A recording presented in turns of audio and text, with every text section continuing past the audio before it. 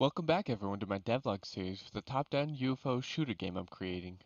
I always had plans for a bomb that you could lay, but wasn't quite sure of the practicality. So I got to work creating art for one in Photoshop and started getting used to dodge and burn. Still not sure how people do that so smoothly, but I've got a first version that I'm very proud of.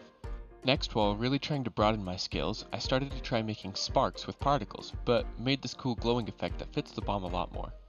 I wrote up some code that lets you place a bomb when you click spacebar, and then added a cooldown so you can only place one at a time. Next on the agenda was adding a shockwave for the bomb to have some actual destruction in place. I struggled to find any YouTube to help me with this, so I tried working it out on my own. I figured if I made a second game object as the shockwave with a larger collider and just instantiated that when the cooldown finished, I could fool everyone into thinking I was smart.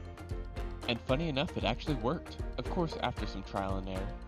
Next I was trying to get the fences to be destroyed when the bomb goes off, and I sat for way too long trying to figure out why it wasn't working when I used collision info, but I was just in my update function rather than on collision enter. I downloaded an asset for some explosions and got some I'm really happy about. I just can't seem to figure out how to make them smaller. I had a neat new bug though where the fences were only blowing up on one side, and I was about ready to run to Discord to ask for help until I realized that the collider was offset from the actual game object completely. Oh, also gotta turn off the particle effects or else this happens. But we can knock that off Trello. And it was time for part 2, which I was not excited about. First I added shading to our main character, and then started to mess around with the enemy's look again, as I was just not happy with the first design, and came up with something that kind of cool, but still off. Oh well, it's time to figure out the Hornet jet. First I got it to stop near the player rather than on top of them, and next was creating a detection sphere larger than the enemy, so if the player is inside of it, it instantiates a bomb.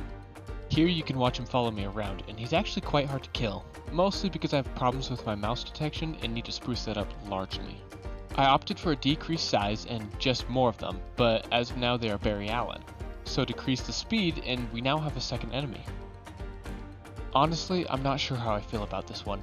I think regardless the Hornet jet will need to change, but it will change depending on how the game feels. I need to get the game up and running, and then we'll make the Hornet jet a memorable enemy.